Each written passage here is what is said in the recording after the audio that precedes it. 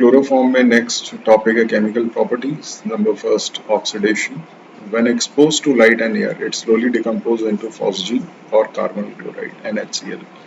Reaction देख सकते हैं यहाँ पे क्लोरोफॉर्म का ऑक्सीजन के साथ रिएक्शन है. COCl2 कार्बोनिल क्लोराइड बन रहा है जिसे फॉस्जीन भी कहते हैं, N प्लस HCl.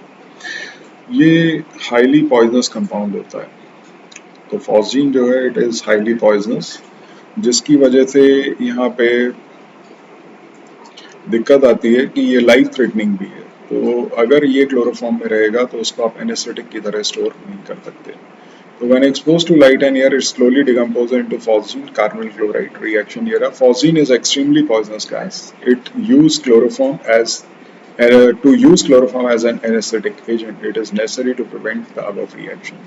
क्लोरोफॉर्म का फॉस्जीन में कन्वर्जन नहीं होना चाहिए और इसको के लिए दो प्रिकॉशन लिए जाते हैं. The following two precautions are taken when chloroform is stored. Number first, it is stored in dark blue or brown colored bottles, which is filled up to brim.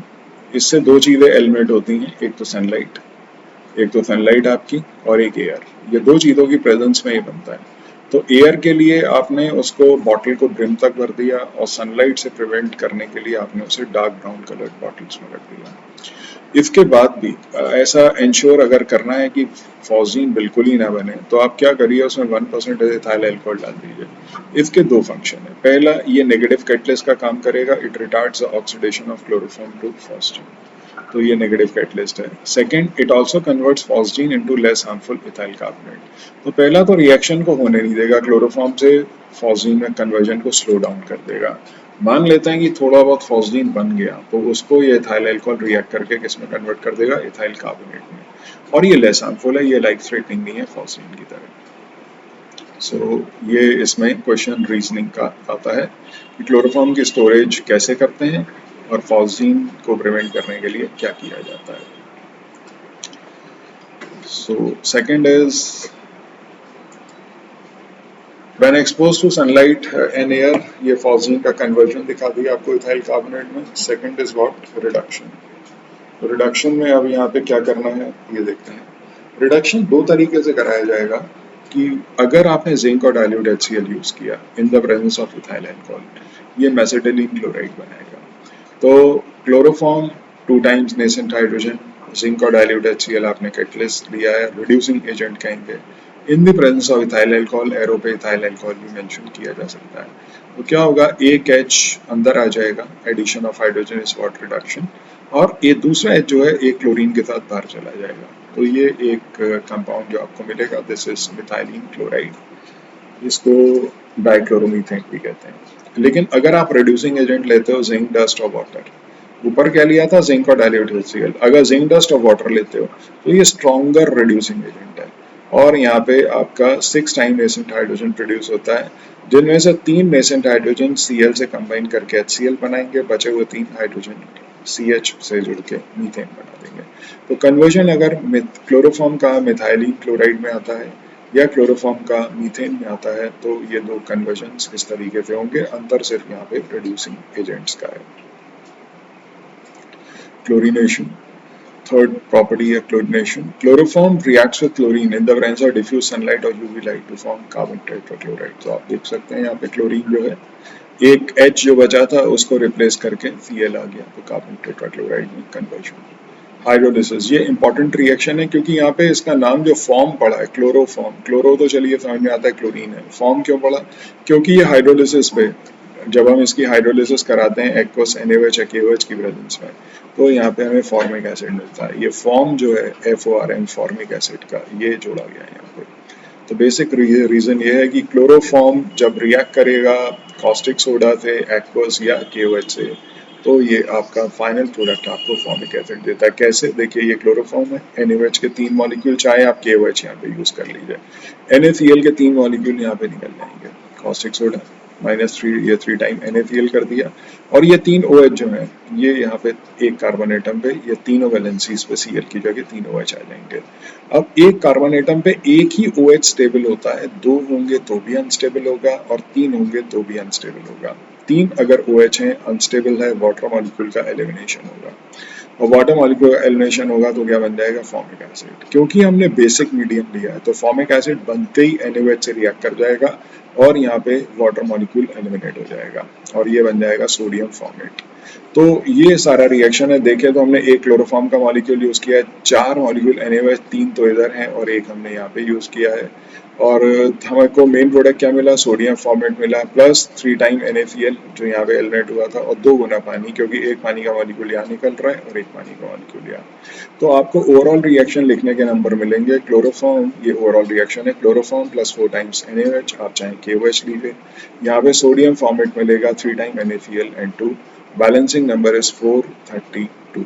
तो 432 इसका बैलेंसिंग नंबर है। ये ध्यान रखिएगा कहाँ 4 लिखना है, कहाँ 3 और कहाँ 2। नाइट्रेशन, नाइट्रेशन में hydrogen of chloroform is replaced by nitro group when it is treated with concentrated nitric acid। ये देख सकते हैं ये क्लोरोफॉर्म है, ये नाइट्रिक एसिड लिखा है HONO2, आप ऑक्सीजन को यहाँ लिख दीजिए तो HNO3 हो जाएगा। लेकिन वाटर मॉलिक्यूल का एलिमिनेशन करना है तो H और OH यहाँ से निकलेगा, NO2 ग्रुप H को रिप्लेस कर देगा। तो ये नाइट्रो क्लोरोफॉर्म आपका बन जाता है। इसे क्लोरोपिक्रिन भी कहते हैं, नाइट्रो क्लोरोफॉर्म भी कहते हैं और इसका एक नाम टीयर गैस भी है। It is a liquid, poisonous in nature and is used as an insecticide and as a war gas. तो वॉर गैस की तरह भी इसको यूज किया जाता है। Next reaction is heating with silver powder. Silver powder में ये कन्वर्जन भी आता है, जैसे ऊपर नाइट्रेशन में क्लोरोफॉर्म टू क्लोरोपिक्रिन और यहाँ पे क्लोरोफॉर्म टू सोडियम फॉर्मेट। ये कन्वर्जन के पॉइंट ऑफ व्यू से भी याद रखिएगा। हीटिंग विद सिल्वर पाउडर, ये क्लोरोफॉर्म टू एसिटिलीन कन्वर्जन बहुत आता है, 6 टाइम्स Ag, यहाँ पे AgCl निकल जाएगा। कार्बन की यहाँ 3 वैलेंसी फ्री हो गई, यहाँ पे भी इनके बीच में ट्रिपल बॉन्ड यहाँ पे बन जाता है और एसिलिन इसे इथाइन बोलते हैं। तो ये कन्वर्जन के पॉइंट ऑफ व्यू से बहुत इंपॉर्टेंट है। यहाँ पे एक कार्बन है, आप देख सकते हैं कि एक और कार्बन यहाँ पे ऐड हो गया। तो 2 मॉलिक्यूल्स क्लोरोफॉर्म थे। इवन आयोडोफॉर्म, अगर यहाँ आयोडीन लिखा हो तो इसे आयोडोफॉर्म कहेंगे तो भी सेम रिएक्शन होगा और एसिलिन बस यहाँ पे Cl की जगह I आ जाएगा।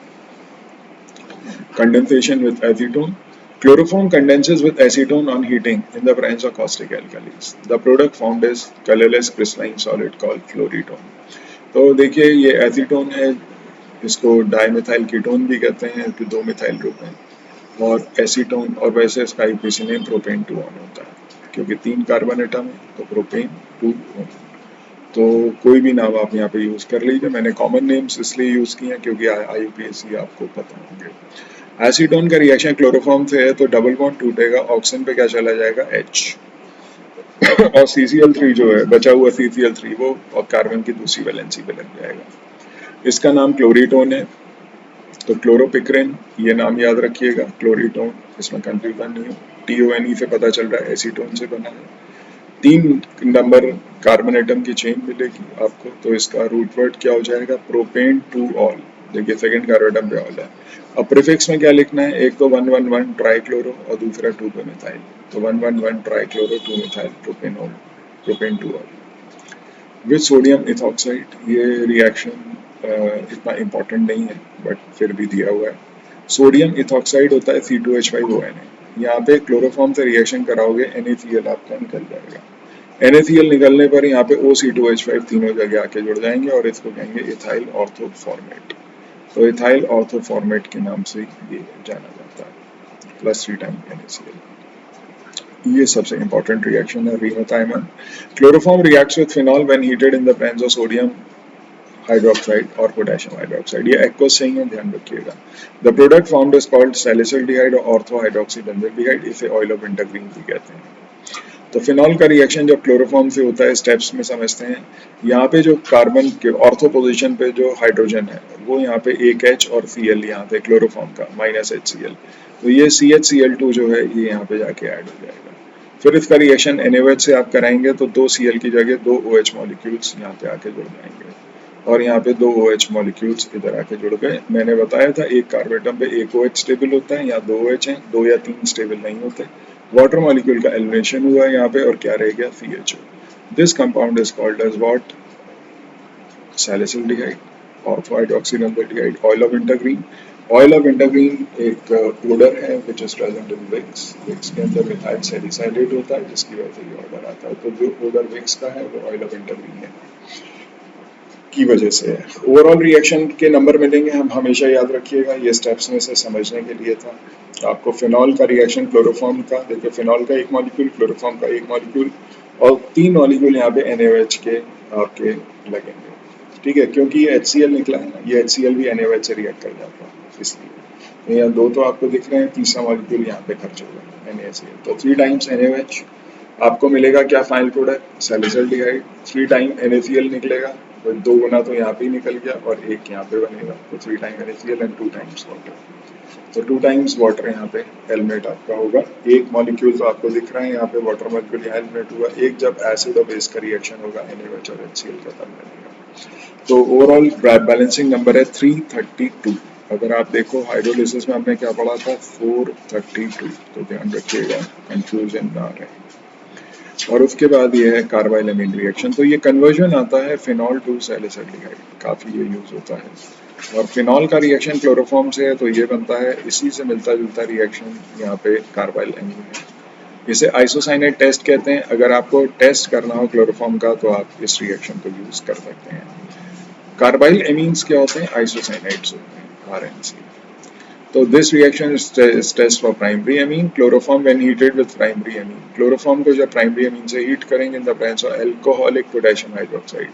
ये ध्यान दीजिएगा यहाँ alcoholic potassium hydroxide है और यहाँ पे अगर आप देखें तो यहाँ पे simply aqueous है, कहीं alcoholic नहीं लिखा है, जब नहीं लिखा है तो aqueous माना जाएगा। तो alcoholic potassium hydroxide forms a derivative called isocyanide and has an extremely offensive odor. जो टेस्ट है वो इसी odor की वजह से, extremely offensive odor. This reaction is used as test for chloroform.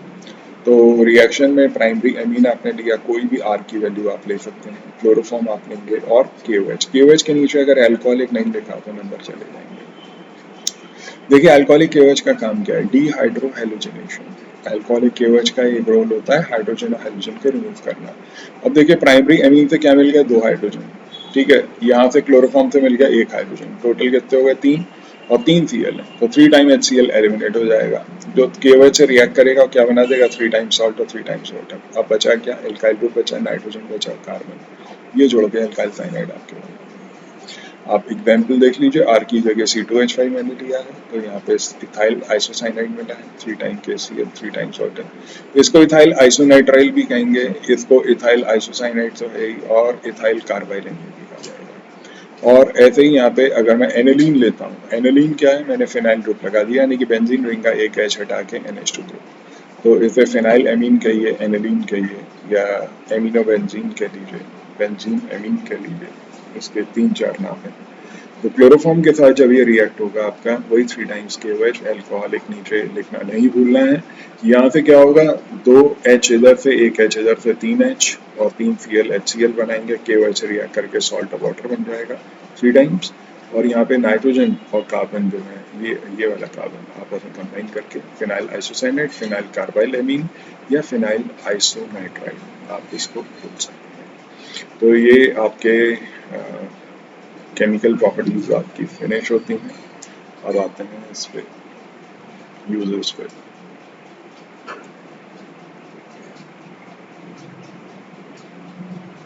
Chloroform का यूज है, it is used as a solvent for fat, waxes, rubber, resins and iodine. It is used for the preparation of chloritone, a drug, and a chloropicrine, जो insecticide है. It is used in lab as a test for primary amine, iodide or bromide. ये primary amine को test करने के काम में आता है, लेकिन ये एमीन्स में भी हम पढ़ेंगे। और it can be used as anesthetic, but due to harmful effect, it is not used these days because it causes liver damage and when taken in excess. हेलोइथेन इसका ऑल्टरनेट है, अगर आप क्लोरोफॉर्म नहीं यूज करना चाहते तो हेलोथेन यूज करेंगे। Halothane का फॉर्मूला ये है CF3CHCl. It is less toxic than chloroform and hence it is widely used these days. तो it is used to prevent putrefaction. तो 2 इंडस्ट्रियल यूज अगर पूछे जाएं लिवर के इसके क्लोरोफॉर्म के, तो वो है पहला एनेस्थेटिक और दूसरा है टू प्रिवेंट पिट्रीफैक्शन, यानी कि किसी भी बायो स्पेसिमेन को या एनाटॉमिकल स्पीशीज को, जो बायो की डेड जो भी एनिमल या प्लांट के रिमेन्स हैं, उनको स्टोर करने के लिए ये आपका यूज किया जाता है।